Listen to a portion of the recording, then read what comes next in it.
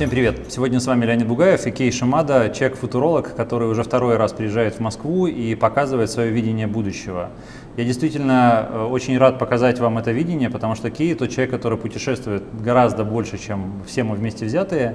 И сегодня мы поговорим как раз про те тренды, про те тенденции, которые Кей видит во всем мире. So, the first question is, which trends could you describe as the closest steps, the closest trends which we can use here in Russia as soon as possible, for example, for tomorrow?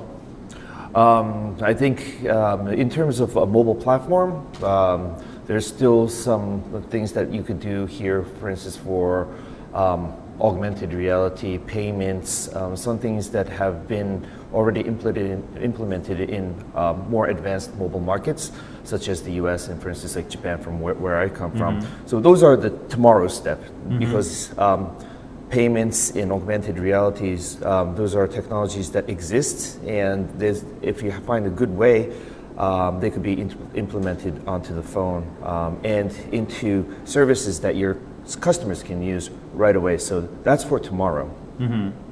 For maybe next year, there's the trend of wearables. For instance, I have a Pebble, you have a MyCoach. So all these devices, well, not the Pebble, but MyCoach and other wearables are gaining access to your quantified life. And that data is now being looked at and analyzed, and it should be very soon that the companies that are accessing and collecting this data will be able to provide relevant services based on the data that is collected. Today, wearables are just coming out, so people still are trying to figure out what is the relevant information that we can analyze and give back to the people who use these wearable devices. It's not just measuring your heartbeat. It's not just about your footsteps that you've taken every day.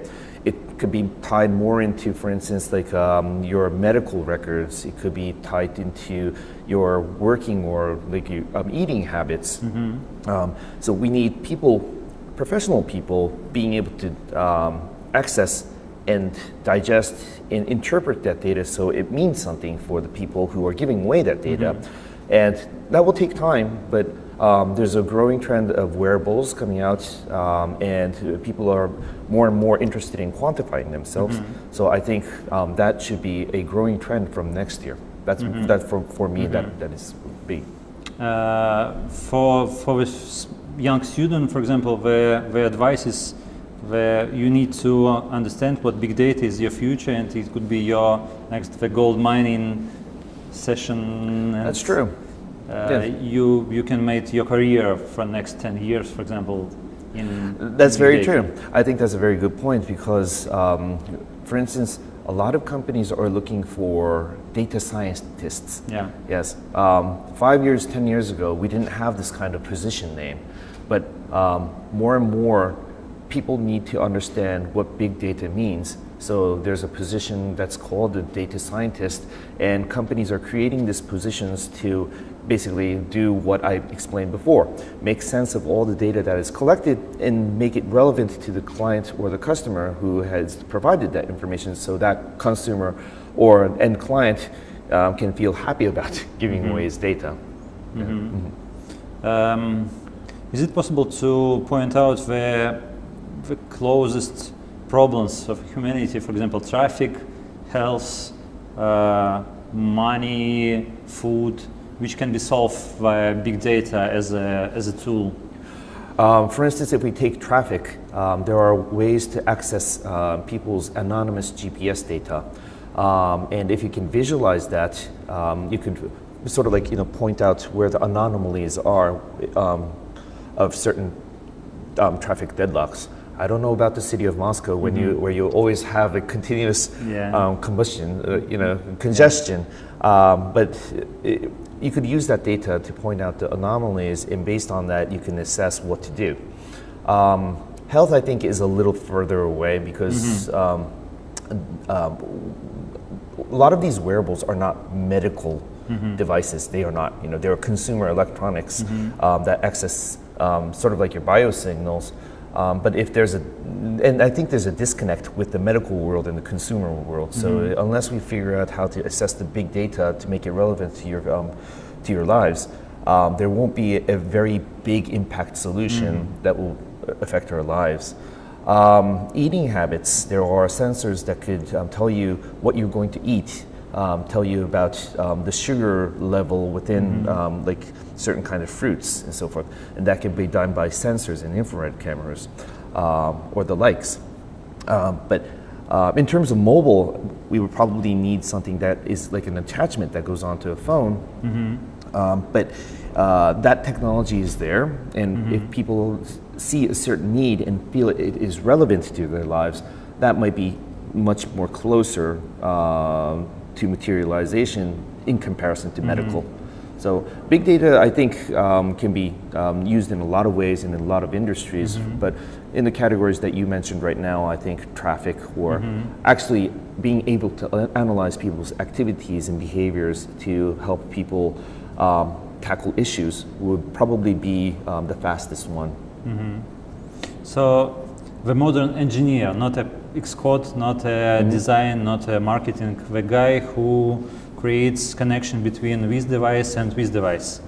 Could you describe the job description for a successful young person who could make the new career, for example, in this area? I think that's a very good point. More and more companies are coming up with this position called the data scientist. This position didn't exist 10 years ago, 15 years ago, and I only came across that terminology recently.